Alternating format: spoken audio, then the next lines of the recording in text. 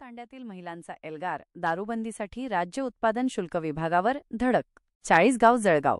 चाळीसगाव तालुक्यातील करगाव तांडा येथील महिलांनी गावात दारूबंदी लागू व्हावी या मागणीसाठी राज्य उत्पादन शुल्क विभागाच्या कार्यालयावर आज ता 27 जोरदार मोर्चा काढला.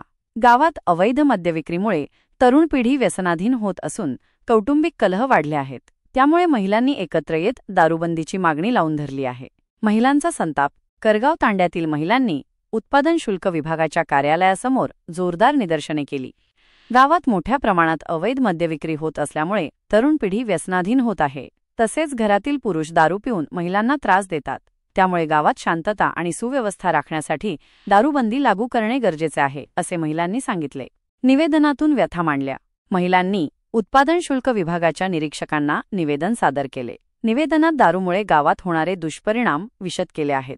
दारूमुळे तरुणाई व्यसनाधीन होत असून गावात भांडणे वाढत आहेत. त्यामुळे गावात तातडीने दारूबंदी लागू करण्याची मागणी महिलांनी केली आहे.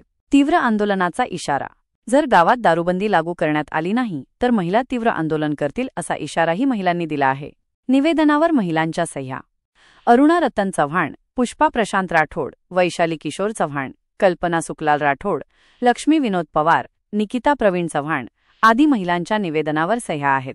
राज्य उत्पादन शुल्क विभागाची भूमिका. राज्य उत्पादन शुल्क विभागाच्या निरीक्षकांनी महिलांचे निवेदन स्वीकारले असून याबाबत योग्य ती कार्यवाही करण्याचे आश्वासन दिले आहे. गावकऱ्यांची मागणी.